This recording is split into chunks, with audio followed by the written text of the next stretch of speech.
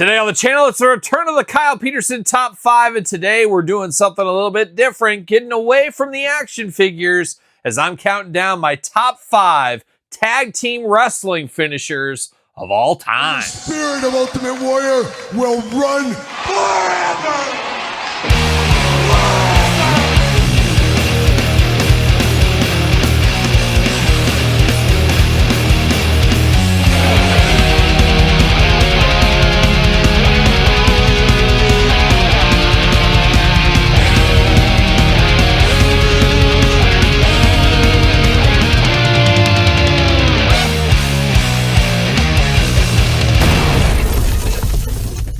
Welcome everyone, Kyle here. Welcome back to the channel for another edition of the Kyle Peterson Top 5. A Thursday tradition on this channel is every single Thursday we're doing a top 5 and occasionally a top 10 countdown. And today we're getting away from action figures as we do every once in a blue moon, and we're counting down my top 5 tag team wrestling finishers of all time. Something magical about the tag team finishing moves, and maybe I'm just biased, but maybe the 80s and 90s were a little bit better than today. And I think a lot of that has to do with tag teams sticking together, being more of a tag team. Like Hawk and Animal, yes, they had single matches, but they were a tag team. Rick and Scott Steiner, for the majority of their career in the 80s and half of the 90s, we'll call it, they were tag team experts. Yes, they had single matches, but we knew them as tag team members, and they had finishers to go along with the tag team. It was a special era where, in this day and age, a lot of tag teams feel like two singles guys thrown together. Every once in a while, you get a Street Profits who might be breaking up shortly. We'll see what happens there.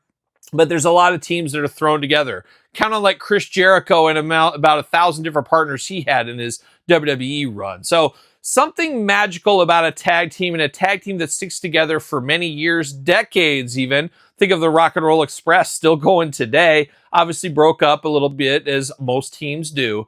But longevity in the tag team department makes their finishing moves feel even more special. There's always asterisks to that, of course, but there's just something in my brain, and maybe yours as well, that's something special about a tag team finisher. And I think if you just go right off the top of your head, you can probably think of a top 5 probably pretty easily. But I put it down on a piece of paper, and I did it like we usually do these lists. We're going to start at number 5, work our way to number 1. Number 1 being my favorite tag team finishing move of all time. And of course, as usual, a lot of people forget this part. This is my list, so it's 100% right because guess what? It's my list. But if you want to be 100% right, stick it in the comments down below, put your list, put them in order, and your list can be 100% correct as well. So without further ado, let's kick off the tag team finishers of all time countdown at number 5. All right, we're kicking off the tag team finishers countdown at number 5. And number 5, one of the greatest tag teams of the 80s. One of my personal favorite tag teams, maybe 1 and 2 as far as tag teams go. And number 5, we're going to Demolition, and we're going to their finisher, the Decapitation. Now this one, all these years later, maybe not as brutal as I remember it as a little kid, but I always knew once Smash put that performer, wrestler, whoever, on their leg, over that knee, and then Axe went up to that second rope and dropped that elbow, I knew business was over. Always loved that move. Many years later, maybe doesn't hold up, especially compared to 1 through 4 on here. But when I put myself back, being a little kid, the setup and just seeing this one done, I knew it was an amazing one. I remember as a kid, too, thinking of when they were wrestling Andre and Haku. And obviously, they weren't going to put Andre the Giant on the knee there. But I remember thinking, oh my gosh, are they going to try this move on Andre? Obviously, like I said, they never did. But still a very cool finisher, especially for little Kyle. One that has a lot of nostalgia. It is Demolition, coming in at number 5.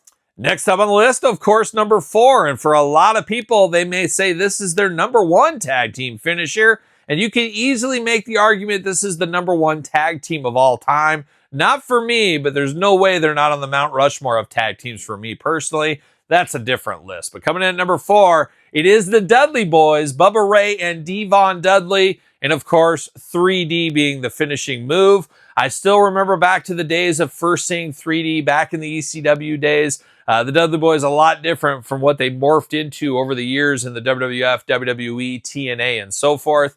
But man, oh man, was that 3D move over. Is it ever popular? And people still remember it all these years later. It's not the most dangerous, devastating looking move, but man, you knew when it was hit, that was pretty much sayonara. That was the end of the line for whoever they were facing. So I had to put the Dudleys on here. Another favorite tag team of mine, 3D, coming in at number 4. Getting dangerously close to the top spot. We're at the middle of the road. Have you subscribed to the channel? Make sure you do that. You don't want to miss a countdown every single Thursday and every single Tuesday. Make sure you're checking out my podcast, video cast on YouTube, audio podcast, wherever podcasts are found.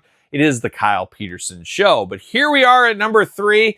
And once again, this tag team would be on my Mount Rushmore of tag teams. I'll never forget seeing them as a kid and all the innovative offense that we saw from this tag team. Who is it?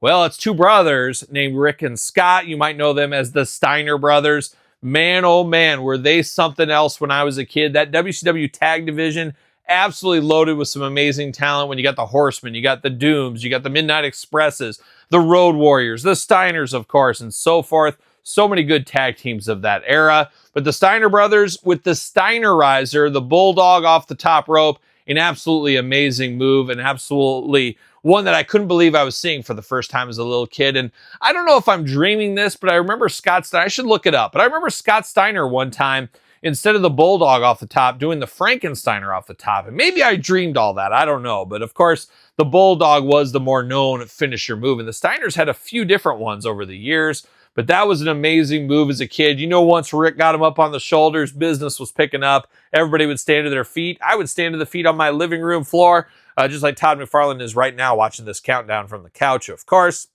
But Rick and Scott, the Steiner brothers, the Steinerizer Bulldog off the top rope, coming in at number 3.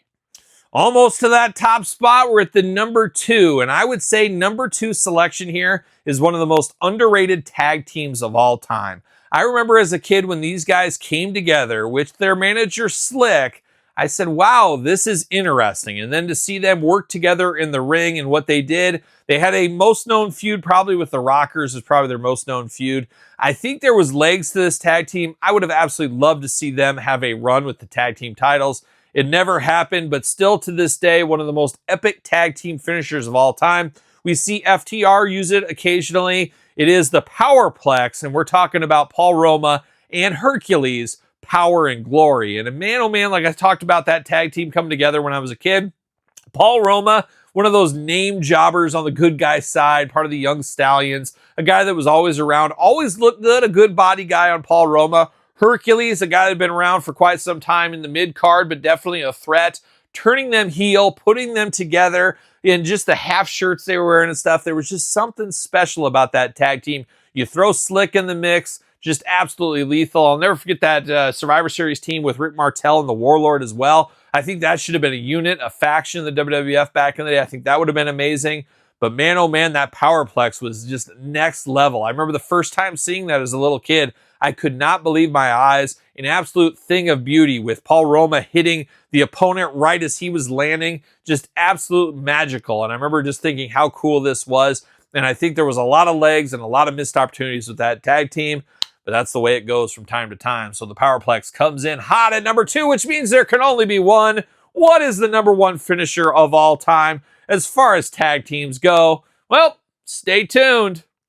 We've hit the number 1 spot in my top 5 tag team finishers of all time. Once again, put your list together, put it in the comments down below, and make sure you subscribe to the channels, both of my YouTube channels, and give them a thumbs up while you're here as well. But number 1, there was no doubt in my mind, my favorite tag team of all time. Obviously not the most technical wrestlers, but man, talk about brute force, talk about face paint. Who are we talking about? We're talking Road Warriors. We're talking LOD. We're talking the Doomsday Device. Absolutely next level when I was a kid. Very similar to the Steiner brothers, kind of the same setup, but just something about Hawk flying through the sky. Dare I say like a hawk, hitting that clothesline and flipping the guy.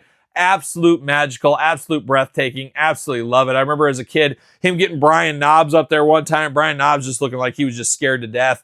Just absolutely loved that finisher. It was so cool to see. It was a time, as I said at the top, where tag team finishers were more of a thing. They were more ingrained in everybody. And I think you ask the average Joe out there, what's this tag team's finisher? What's this tag team's finisher? and you just don't have anybody saying, oh, Doomsday Device, oh, Steinerizer. I mean, it just doesn't roll off like it used to. That could be just me being a kid. Maybe times were different. I don't know, but I feel like there is something lacking as far as tag team finishers. Yes, they're out there, but they're nowhere near as iconic as the 5 on this list. And LOD is going to be at number 1 with, of course, the Doomsday Device. A nice asterisk at end. If I could have done number 6, it would have been Total Elimination from the Eliminators. John Cronus, Perry Saturn. Always loved that as a kid. Thought that was a cool move. Something different as well. That would be an honorable mention, number 6. But I could have easily done a top 10 list. Maybe we'll revisit in the future. Or maybe we won't. Maybe we won't. I'll let somebody else do that list one of these days. And maybe one day we'll do a top 5 singles finishers as well. We'll see what happens. But we'll get back on the action figure train next week, so stay tuned to that. Make sure you subscribe to both of my YouTube channels. Give the video the old thumbs up.